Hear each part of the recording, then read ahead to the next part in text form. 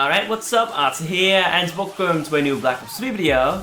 In fact, welcome to a new Black Ops 3 Best Class Setup video.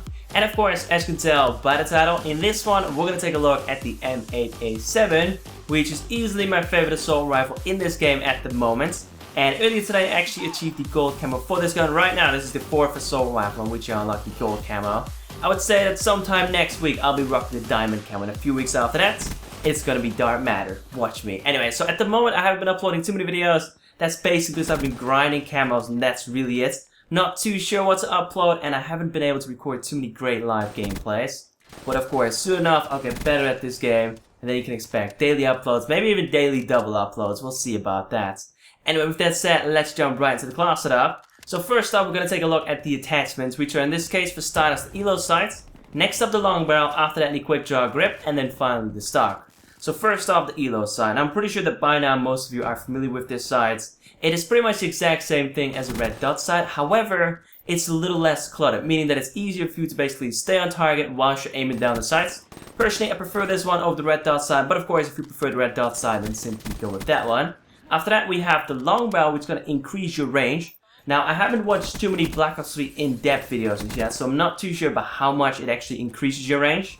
But basically, I personally think that the M8A7 is a little bit weak. I'm not saying that this is a bad gun, not in any way, shape, or form. It's actually one of the better assault rifles, but it doesn't deal a whole lot of damage. So at long range, oftentimes you have to hit your opponent with 3 to 4 bursts, which is actually kind of annoying, and the long barrel will prevent that from happening because it, of course, extends your range. So I personally think that's a pretty good one, especially considering that this gun works best at mid to long range. Next up, we have the quick draw grip, which makes this gun a little bit more deadly at close range. Of course, due to this gun its fire, it's actually not too bad at close range. But the quick draw grip will make it even more deadly, just because you're able to snap on target a lot faster, which is certainly key when it comes to winning close range gunfights. And then after that, we have the stock, which just like the quick draw grip, is going to make this gun a little bit more deadly at close range. Just because, of course, when you move around, you're a bit more harder to hit than when you're just standing still. And personally, I also really like to use the stock when it comes down to winning gunfights at mid to long range. Just because personally my accuracy isn't too great. I think it's about 25 to 30% on average. But basically I find it a lot easier to stay on target by strafing to the left and the right at mid to long range than it is for me to basically stay on target by actually aiming properly. I don't know, maybe that's just one of my flaws, maybe that's something I need to work on. But for now the stock will help me out with that.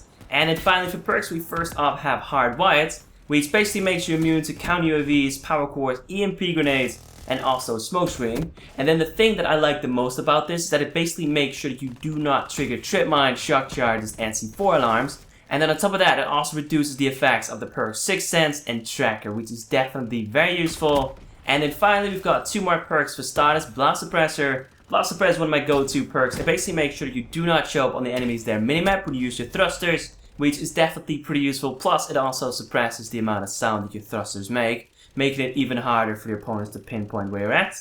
And then finally, we have Awareness, which is actually a really good perk if you have a proper headset. It basically makes it easier for you to hear your opponents when they're moving around, which is super useful. But of course, if you don't have a proper headset, then definitely be sure to switch this one for either Tracker or maybe even Ghost or something else. Maybe you like a frag grenade, a concussion, whatever works for you. Because honestly, I'm not too sure if this perk is worth it if you don't have a headset.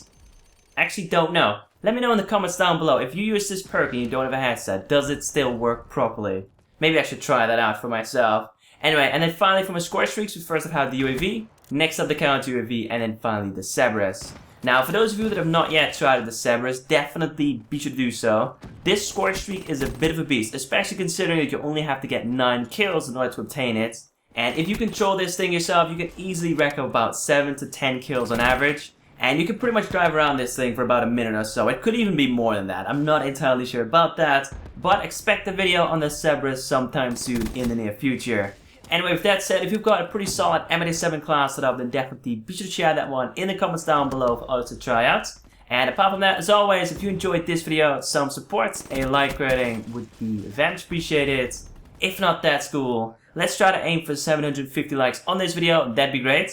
If there's a certain video you'd like to see from me in the near future, if there's a certain challenge you would like me to attempt, or if there's a certain game you would like me to play, then definitely let me know in the comments down below. And then as always, thank you all so much for watching, thank you for the continued support, and I will catch you in the next one. Take it easy.